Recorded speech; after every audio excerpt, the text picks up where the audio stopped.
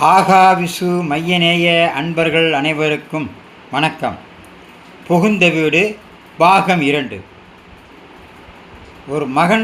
ஒரு தந்தை தன்னுடைய மகளை திருமணம் செய்து கொடுத்த பிறகு ஆற்றிய உரையில் 2ஆம் பாகம்.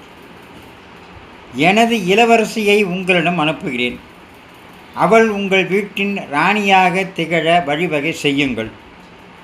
எனது இரத்தமும் வியர்வையும் அவளை ஆளாக்கி இருக்கிறது. இப்போது அவள் மாசறு பொன்னாக இருக்கிறாள். அவள் உங்கள் வீட்டுக்கு கொண்டு வரும் அன்பு, அக்கறை, அரவணைப்பு, அழகு, இதம் எல்லாம் இவை எல்லா பண்புகளுக்கும் பரிசாக அவளுக்கு மகிழ்ச்சியை தாருங்கள். ஆம், அவளை தயவு செய்து மகிழ்ச்சியுடன் வைத்துக் கொள்ளுங்கள். எப்போதாவது அவள் சிறு தவறு செய்து விட்டாள் என நினைத்தால் அவளை தாராளமாக திட்டுங்கள். ஆனால் அதே வேளையில் அவள் மேல் செலுத்தும் அன்பில் குறையே வைக்காதீர்கள். அவள் மிகவும் நளினமானவள். அவள் எப்போதாவது தோண்டு போயிருந்தால் அவளுடன் இருங்கள். உங்களது சிறு கவனம் அவளுக்கு போதும்.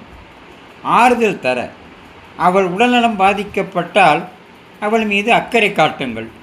அதுவே அவளுக்கு அருமருந்து. அவளது பொறுப்புகளில் எப்போதாவது விலகிவிட்டால் அதை சுட்டி காட்டுங்கள். அவளை புரிந்து கொள்ளுங்கள்.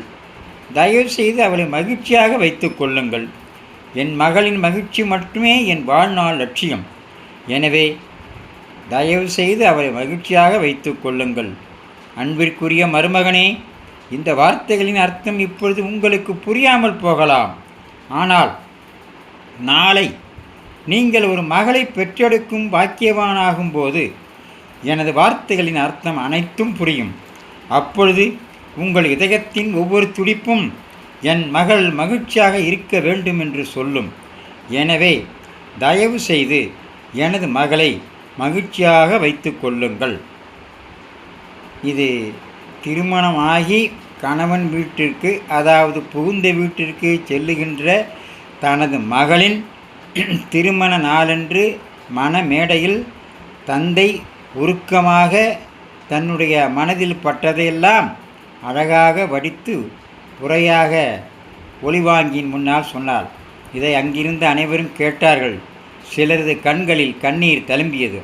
ஆம், 17-18 வருடங்கள் பெற்றெடுத்து ஆளாக்கிய மகளை இன்னொரு இடத்திற்கு அனுப்பும்போது ஒவ்வொரு சராசரி தந்தையின் மனதில் தோன்றுவைதான் இவை.